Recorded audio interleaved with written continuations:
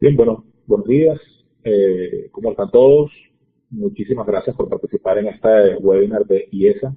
El día de hoy vamos a hablar sobre la gerencia basada en valor para instituciones prestadoras de servicios de atención médica. Eh, Esto es un material introductorio que recrea un poco todo el contenido del curso que vamos a estar dando en la sede de IESA en Caracas entre el 25 y el 27 de mayo de este mismo año, ¿no? O sea, en pocos días. La idea entonces es pasar por algunos aspectos clave de esta industria y posteriormente tendremos una sesión de preguntas y respuestas donde se puedan aclarar cualquier tipo de duda. La agenda que vamos a tener se divide en tres puntos. El primer punto, estaremos hablando un poco de la estructura de la industria. Cuando hablo de la industria, estoy hablando de la industria de servicios de atención médica privados.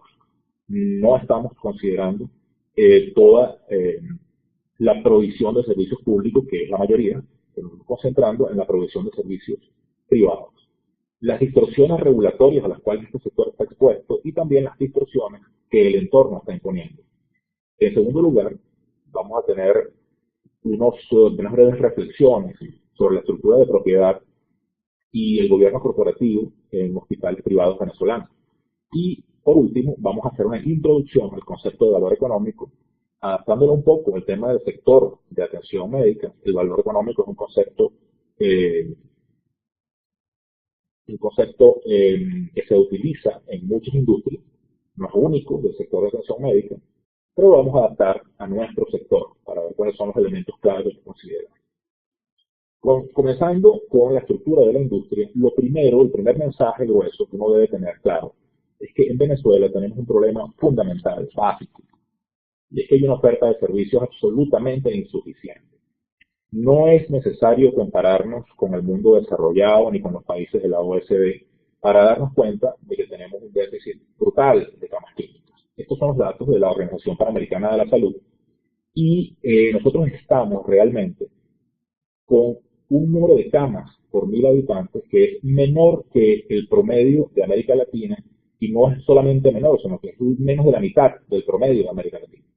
Se estima que un número razonable pueden ser aproximadamente unas 3 camas por 1.000 habitantes. En el caso de Venezuela tenemos apenas 0.9 camas por 1.000 habitantes. Es bueno además resaltar que de este total de camas, el sector público representa aproximadamente el 85%. El sector privado es bastante pequeño. Sin embargo, se estima que en términos de capacidad de resolución clínica, ese 15% de las camas del sector privado resuelven el 50% de los problemas clínicos que existen en el país. De manera que el resto de las camas que son públicas resuelven el 50% restante. Esto resalta, evidencia claramente que hay una diferencia importante en eficiencia y en eficacia en el sistema de funcionamiento público versus el sistema de funcionamiento del sector privado. Lo cierto es que tenemos un déficit gigantesco y la oferta está ahí, la demanda está allí. Tenemos una oferta insuficiente y ese es el mensaje principal que uno se lleva cuando ve al sector de la atención médica en Venezuela. El segundo punto es que tenemos un severo problema de financiamiento de los costos y gastos del sector. Este problema se ha ido agravando enormemente a partir del año 2015, se hizo realmente fuerte en el año 2016 y la tendencia, lo que se espera, es que el problema va a empeorar para este año. Las curvas que vemos en este gráfico son básicamente, la curva azul es el total de las primas netas cobradas solamente en el sector salud que publica la Superintendencia de la Actividad Aseguradora. La línea anaranjada es el monto que se ha destinado a pagos de siniestros en cada uno de estos años. Y la línea gris es el monto que queda al sector para cubrir sus costos operativos, sector asegurador, mejor dicho, todos los que estén afiliados a la Superintendencia de la Actividad Aseguradora. La línea gris es lo que queda en costos operativos y lo que queda para generar utilidad en el sector. Si uno ve las curvas, se puede dar cuenta claramente que la velocidad con la cual crecen los siniestros es bastante superior a la velocidad con la que crece el monto destinado a costos operativos de utilidad. Y esto es básicamente porque progresivamente, en la medida en que han pasado los años, el monto que el sector ha destinado a pagar siniestro ha sido cada vez mayor, se ha ido tomando un porcentaje cada vez mayor de las primas netas cobradas. Esto hace que ya en el último año, en el 2016, se comenzaron a ver severos problemas con las compañías más ineficientes, las que tienen costos operativos más altos, comienzan a tener resultados en rojo para este sector, para el sector salud. Esto no es necesariamente igual de paralelo en los sectores de patrimoniales, en el sector de vehículos, etc. Estamos hablando de salud. Este fenómeno básicamente se debe a la inflación y tiene que ver con el hecho de que la prima se calcula comenzando el año y luego esa prima que se supone suficiente al principio del año se va haciendo insuficiente en la medida en que la inflación se va realizando. En términos básicos, la cobertura que perfectamente puede ser suficiente para cubrir una cesárea en enero probablemente no pueda cubrir una endoscopia en el mes de mayo, básicamente por efecto de una severa inflación. Está documentado que la inflación severa afecta enormemente al sector seguros y esto tiene que ver con la insuficiencia de las primas y el problema de la insostenibilidad de las llamadas reservas técnicas que por razones regulatorias se le obliga al sector a tener. Entonces, esto ha hecho que, si lo vemos en términos de el monto de dinero disponible en el sector se ha contraído enormemente. Si nosotros calculamos el tamaño de las primas netas cobradas reportadas por la SUNDESEC para el año pasado y las colocamos a dólar paralelo, estamos hablando de un sector de 274 o 300 millones de dólares. Y si comparamos una cifra similar para la República Dominicana, por ejemplo, que es un país muchísimo más pequeño que Venezuela, estamos hablando de que tienen 1.400 millones de dólares. Estamos diciendo que el mercado de la República Dominicana puede ser entre 4 o 5 veces mayor que el mercado venezolano en este momento. Entonces el tamaño del mercado se ha reducido de forma significativa. Hay poco dinero disponible en el mercado para la prestación de los servicios. Por otra parte, y esto ya lo comentábamos, el monto disponible para costos operativos de utilidad crece a una tasa muy inferior que los siniestros y las pólizas. Esto está afectando al sector seguro. Y la tendencia se estima que se va a mantener y a empeorar para este año que está corriendo. Por otra parte, ya habiendo visto el tema neto de la oferta de camas, pasando por el tema del financiamiento del sector, la otra distorsión importante a la cual se enfrenta el sector de la atención médica privada es el esquema regulatorio actual que nosotros llamamos de regulación asimétrica. Si recordamos, en el funcionamiento tradicional de una clínica, de un hospital privado, los procedimientos clínicos básicamente se presupuestan y se negocian con la compañía de seguros del paciente. Luego se llega a un acuerdo respecto a ese presupuesto y en ese acuerdo normalmente los honorarios médicos representaban entre un 35 o un 40% del procedimiento promedio que se hacía. Pero hace ya casi 4 años, es increíble, pero todavía esa regulación está vigente, a pesar de que han pasado ya varios cientos de puntos porcentuales de inflación por delante. Aparece la regulación de los servicios prestados por las clínicas, pero con un componente de asimetría importante. Los honorarios médicos quedaron fuera de la regulación. Como todos seguramente saben y experimentan en el día a día, eso ha traído como consecuencia que las clínicas intentan compensar la regulación creando ítems de facturación adicionales que son completamente artificiales. Además dependen de la creatividad de cada organización. Se generan montones de ítems que puedan permitir mantener un ítem de facturación que cumpla con la ley y el resto de los puntos intentar cobrar de alguna forma los costos operativos para no entrar en rojo de manera inmediata. Sin embargo, en el caso de los honorarios médicos esto no es necesario porque los honorarios médicos están liberados. Esto ha hecho que sea mucho más sencillo actualizar por inflación los honorarios médicos que los costos clínicos. En consecuencia, ahora los honorarios médicos representan 60-70% de un procedimiento promedio, en que algunas cirugías, como la cirugía cardiovascular, puede ser incluso bastante superior.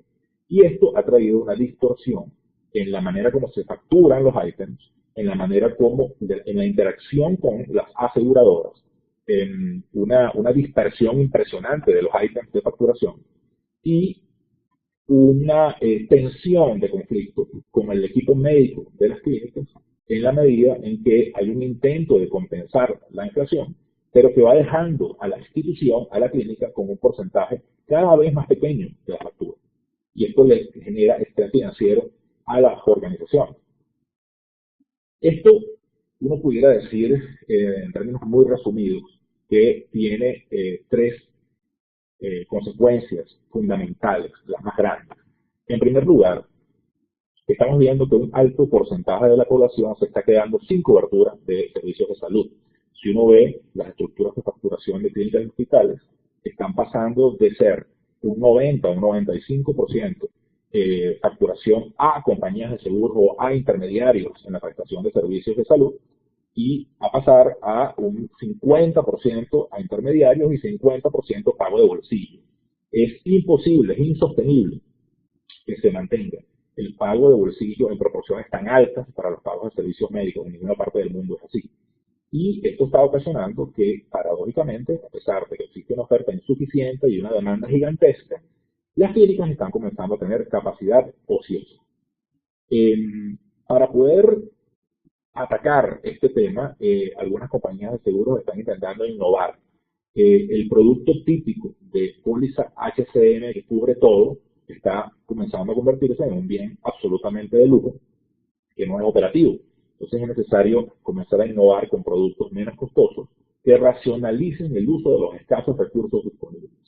El tema de yo estoy cubierto y tengo una póliza suficiente y no hay de qué preocuparse, es algo que podría ser viable en un momento de boom económico o de boom petrolero, pero en estos años no funciona. En segundo lugar, el hecho de que se están sometiendo a las instituciones de atención médica, clínicas y hospitales a un estrés financiero considerable está dificultando la cobertura de los costos y de los activos en hospitales y clínicas. En hospitales y clínicas, ciertamente hay un porcentaje muy alto de la estructura de costos que es completamente importada y depende del dólar. Es sumamente afectada por los movimientos de devaluación. Al restringirse de manera importante la disponibilidad de dinero para ello, para comprar los repuestos, preparar equipos costosos de alta tecnología, las clínicas lo que están intentando es priorizar al máximo las inversiones, enfocándose en el mantenimiento de la operatividad de activos clave y aprovechando de alguna forma que las cuentas por cobrar en términos relativos se reducen, porque ahora, a pesar de que la facturación es menor, un mayor porcentaje de esa facturación se está cobrando de contado, porque ya las compañías de seguro no están ofreciendo la cobertura que antes estaban ofreciendo. Entonces, se está sobreviviendo de esta manera. Por último, y quizás el tema más grave de todos, tenemos un problema de fuga de talento. Puede ser la mayor amenaza al futuro. Y la fuga de talento médico es gravísima, pero estamos observando fuga de talento gerencial también. Entonces, algunas de las estrategias que están utilizando, no solamente en clínicas, sino también en otras industrias, es estimular con la inversión en formación y desarrollo profesional y explorar incluso en algunos cargos clave la compensación parcial en moneda dura para intentar evitar la fuga de talento que afecte enormemente el funcionamiento de la organización. Entonces tenemos una situación que realmente debe ajustarse en algún momento, una situación que se puede catalogar de insostenible, las presiones son muy altas, pero en este entorno tenemos que navegar. Y justamente la idea es que podamos considerar todas las variables relevantes para poder enfrentarnos a este entorno, y no solamente eso, sino estar preparados para cuando haya una racionalización de las variables básicas del negocio. Entrando al segundo punto, que llamamos estructura de propiedad y gobierno corporativo en hospitales privados venezolanos, queremos tocar este tema porque a pesar de que desde afuera las organizaciones se parezcan mucho, uno básicamente ve hospitales que tienen servicios similares, podemos estar en presencia de organizaciones completamente distintas, con incentivos completamente diferentes, dependiendo de una serie de variables que no están asociadas realmente a los activos que tienen, sino a la manera como se estructura su propiedad y a la complejidad de su operación. Para ello, vamos a utilizar una matriz, la matriz de clasificación de instituciones prestadoras de atención médica, a las cuales estamos llamando IPAM. En esta matriz vamos a utilizar dos dimensiones. La primera dimensión está en el eje horizontal, es la capacidad de resolución. Esto quiere decir qué tan complejos son los procedimientos que una organización puede realizar en sus facilidades. Estamos al lado derecho son las organizaciones con mayor capacidad de resolución, es decir, los que pueden hacer procedimientos quirúrgicos complejos, tienen terapia intensiva, banco de sangre, etc. Son instituciones con alta capacidad de resolución clínica. Del lado izquierdo tendríamos a las organizaciones que tienen baja capacidad de resolución, es decir, centros diagnósticos o institutos en donde solamente se hacen consultas básicas, laboratorio básico, y en ese eje hay un continuo dependiendo de esa dimensión, de la capacidad de resolución. Luego tenemos el eje vertical. El eje vertical grafica la concentración de la propiedad. Y en este caso, vamos desde una baja concentración de la propiedad hasta una alta concentración de la propiedad. Cuando hablamos de baja concentración de la propiedad, a eso nos referimos fundamentalmente a que la propiedad de la clínica, de la organización, del instituto de diagnóstico, de la IPAM de la cual estemos hablando, esté poco concentrada, es decir, esté dispersa en múltiples dueños, en la medida en que van bajando el número de dueños, la concentración de la propiedad va subiendo y entonces la organización se va ubicando en el cuadrante superior, en el nivel superior de concentración de la propiedad. Si nosotros entonces clasificamos a las IPAMs en estos dos ejes, podemos tener 4 organizaciones típicas. No todas se ubican en un nivel, en una situación típica. Algunas pueden estar intermedias, pero digamos que el perfil típico son 4. Son estas que estamos acá. Comenzamos con el cuadrante inferior e izquierdo, que son las instituciones básicas de baja capacidad de resolución, que son propiedad de sus médicos, o que tienen múltiples propietarios. Estas son extrañas, estas no son comunes, porque cuando hay una capacidad de resolución básica, normalmente no hay muchos dueños, hay pocos, o uno solo. Luego tenemos en el cuadrante superior izquierdo las instituciones básicas con dueño único. Estos son centros diagnósticos, centros de consulta, centros de atención primaria, con estudios paraclínicos básicos, pero que tienen un solo dueño o muy pocos, una pequeña junta directiva que controla. Luego tenemos en el cuadrante superior derecho las instituciones complejas con dueño único. Estas son organizaciones ya con capacidad de resolución alta, con terapia intensiva, con quirófanos complejos, con cirugías complejas, pero que tienen un solo dueño o tienen pocos dueños. Y por último, a mano derecha, pero en el cuadrante inferior, tenemos las instituciones complejas que son propiedad de esos médicos, que son las clínicas tradicionales, en donde hay una altísima capacidad de resolución y que los dueños son los propios médicos. Y tenemos organizaciones en donde los dueños son 150 personas, 400 personas, que normalmente son médicos que ejercen la profesión dentro de la institución. Dependiendo de qué perfil tenga cada uno de estos de estas organizaciones, en dónde se ubiquen, en qué cuadrante se ubiquen, tenemos diferentes características. Si vamos a hablar primero, no vamos a hablar del cuadrante inferior derecho, porque es muy poco frecuente, vamos a hablar primero del cuadrante superior izquierdo, quiero decir, superior izquierdo, instituciones básicas con dueño único. En este caso, son organizaciones con baja capacidad resolutiva, tienen una menor dificultad de operación, básicamente por su capacidad resolutiva básica. El control gerencial es bastante alto, y hay rapidez en toma de decisiones, son instituciones ágiles, controladas por pocas personas.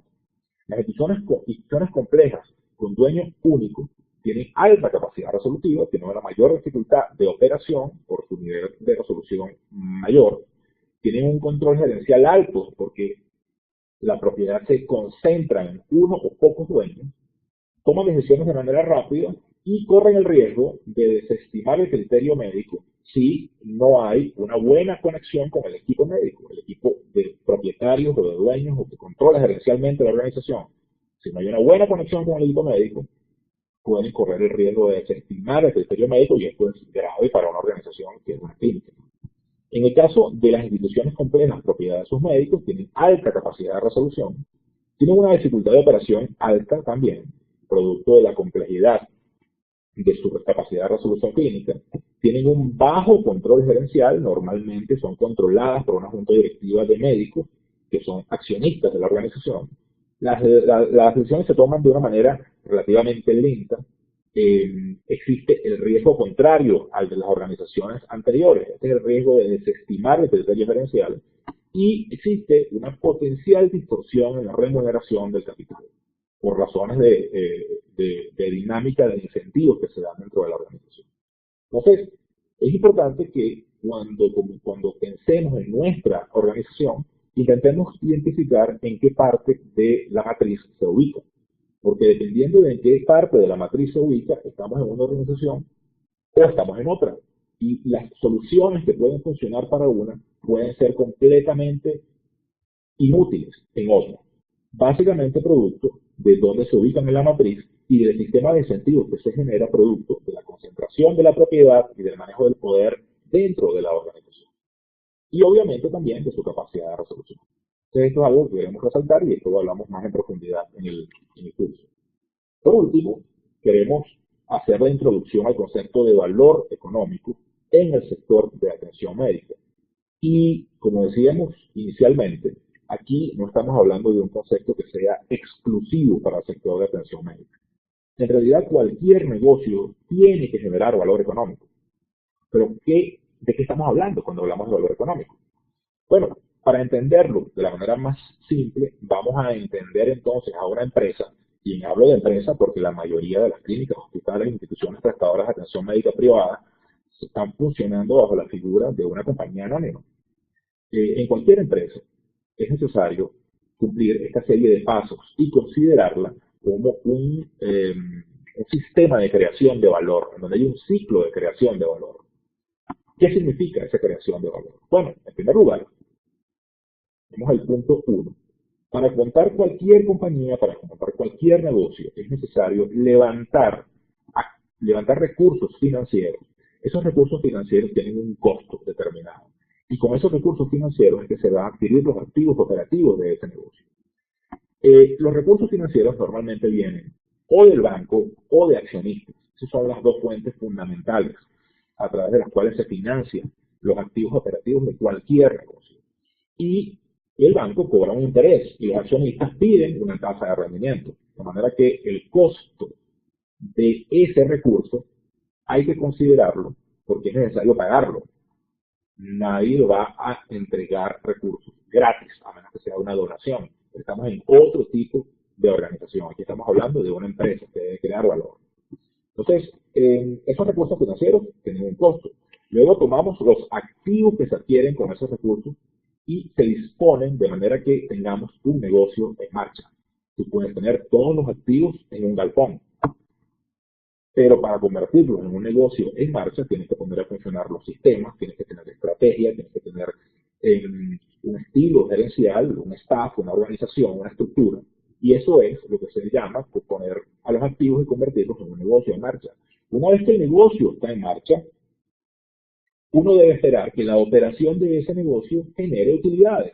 Y las utilidades no es más que los egresos sean menores que los ingresos. No es posible mantener un negocio y sostenerlo si consistentemente los egresos son mayores que los ingresos. Es decir, el negocio debe dar utilidades, una utilidad neta final.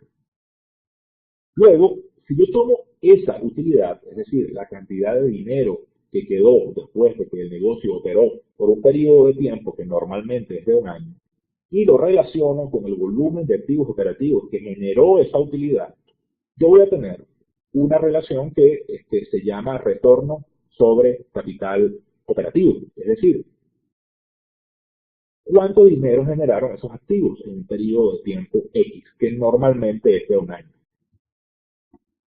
Luego, yo tengo que sacar una cuenta y decir, estos activos me generaron una cantidad X de dinero, pero estos activos fueron comprados con un dinero que tiene un costo, y ese costo es el costo que hay que pagarle a los accionistas por su dinero y al banco por su dinero.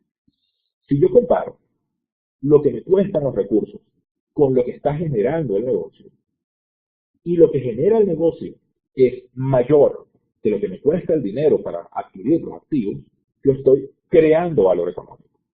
Si el dinero que está quedando después de la operación es inferior al costo de los activos, el costo del financiamiento de los activos, entonces yo estoy destruyendo valor económico. Y esto es un concepto que es bastante sencillo de entender y además muy lógico, porque obviamente los recursos que se colocan en un negocio tienen un costo y hay que pagarlo. Y si yo genero utilidades solo para pagar esos recursos, yo estoy quedando básicamente en cero.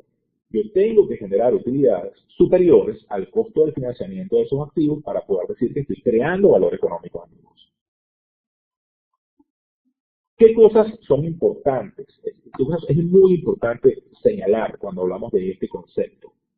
Uno, el hecho de que haya utilidad, es decir, que estemos en negro, que estemos en azul, que el negocio no esté en rojo, no quiere decir que haya creación de valor. Usted puede estar generando utilidad operativa y esa utilidad operativa no ser suficiente para pagar el costo de los activos. En consecuencia, a pesar de que la utilidad operativa sea positiva, usted puede estar destruyendo valor económico.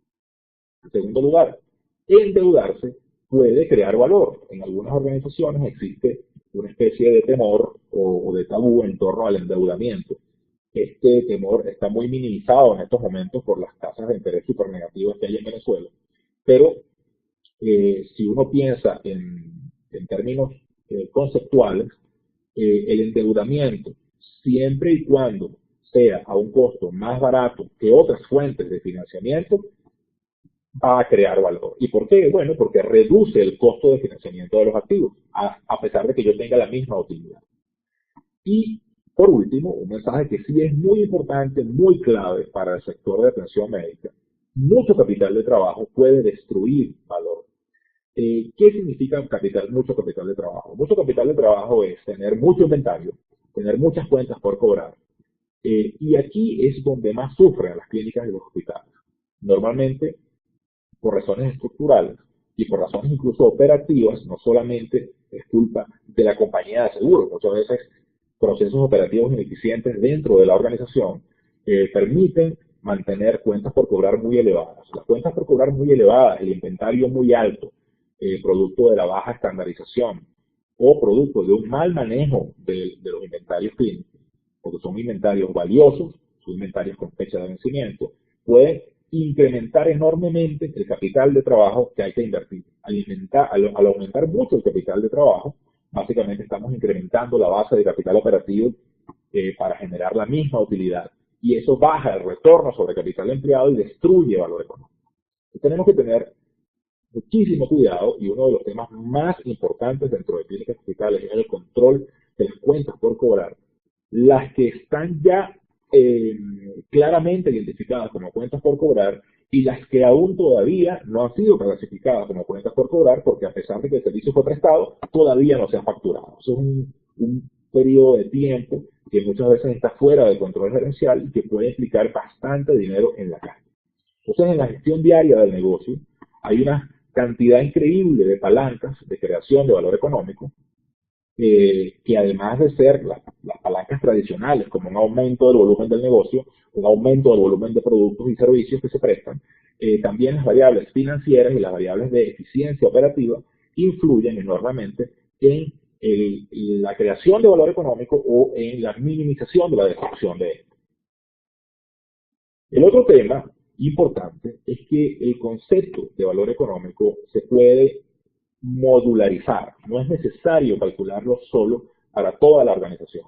Si nosotros podemos separar los ingresos, los egresos y los activos operativos por cada una de las unidades de negocio del hospital, de la clínica, podemos tener una aproximación a la creación o destrucción de valor económico de cada una de esas unidades y entender cuáles subsidian a otras.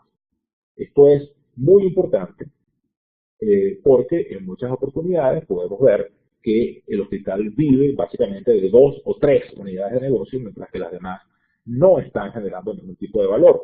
Adicionalmente a esto, hay que considerar que el hospital es un sistema y el hecho de que veamos aisladamente una unidad y esa unidad no esté generando valor, no quiere decir que uno inmediatamente la va a cerrar. Obviamente, es necesario entender qué interacción tiene esta unidad con las otras, porque muchas veces la destrucción en una de estas unidades es necesaria para que haya la creación de valor económico en la otra. Entonces hay que ver al hospital y la clínica como un sistema y no como unidades de negocios separadas. Puede ser útil tenerlas separadas para ver e entender dónde están los subsidios cruzados, pero no quiere decir que vamos a verlos como si fueran negocios independientes, porque todos dependen uno del otro. ¿Qué sucede con Venezuela? Eh, para poder hacer todos estos cálculos, tenemos una increíble cantidad de distorsiones en Venezuela, no solamente del entorno que ya hemos visto, no solamente del marco regulatorio que también ya vimos, sino también distorsiones de tipo contable.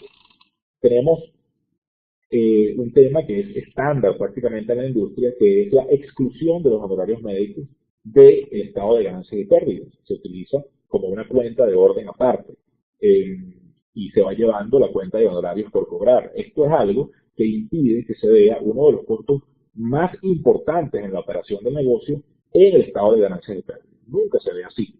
Es muy extraño que se vea de esa manera.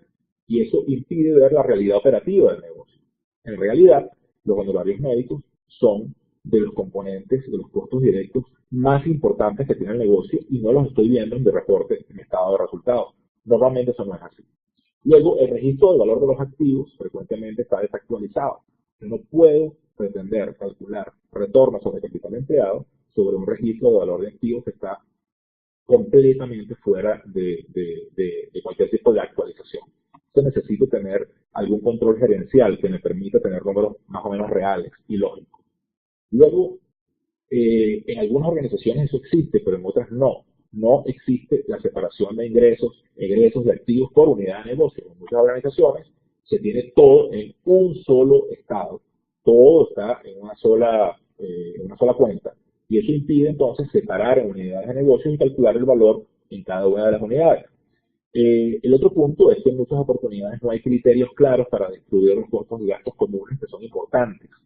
Los criterios, si un criterio para distribuir costos y gastos comunes no es adecuado, podemos estar afectando una unidad en detrimento de la otra. El otro punto es que el costo de capital no se conoce. En realidad es una discusión que nunca se tiene dentro de las organizaciones. ¿Cuánto los accionistas están esperando cobrar? Y si esto le sumamos al tema de las distorsiones en la remuneración del capital, se hace un tema complejo, un tema difícil de tratar, porque se mezcla con el ejercicio profesional de los médicos, en el caso de las clínicas en las cuales los médicos son los socios. Es un tema también complicado de tratar desde el punto de vista financiero.